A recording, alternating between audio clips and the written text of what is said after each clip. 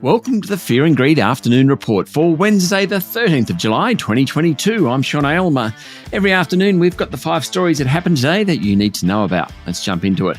Story number 1, the S&P ASX 200 rallied late in the day to finish up 0.2% to 6,622 points. Look, it started the day down and then it sort of trended higher, but really only got well into positive territory in the final hour or so. The technology, industrials and consumer discretionary sectors all did well, while energy and utilities fell back.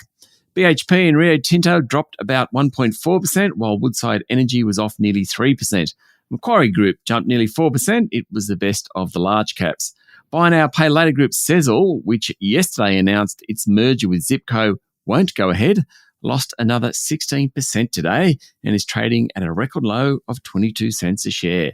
Ouch. It's down about 60% in the past week. Story number 2. Fund manager Vanguard put out an interesting report on exchange-traded funds today. That's ETFs.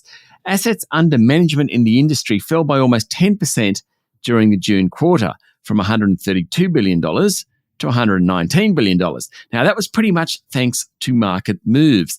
Net inflows remained positive. Investors obviously still like ETFs, though not quite as much as previous quarters. Vanguard said that some thematic and exotic ETFs had fared significantly worse.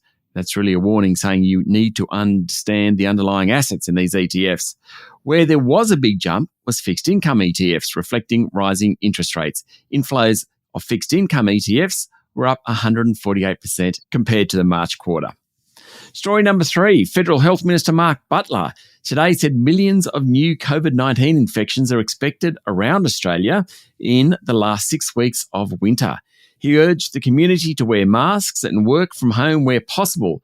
Mr. Butler said there was little appetite for strict mandates and a common sense interpretation of advice from chief health officers was sufficient to limit transmission of the BA4 and BA5 variants. Based on official data, there are about 250 to 300,000 people currently infected, though the real number is thought to be, well, at least twice that. And staying on the same theme, Qantas will remove its requirement that international travellers be vaccinated against COVID-19 from next Monday. Follows the federal government's decision that new arrivals don't need to be inoculated. Story number 4, the boss of BlueScope Steel's Climate Change and Sustainability Division says there needs to be a reality check about green steel. The steel industry, along with cement makers and chemical industries, are among the biggest emitters of carbon. Steel making, in fact, accounts for about 7% of global carbon emissions. Green steel, whereby hydrogen rather than coal powers the steel making, is supposed to provide a way forward.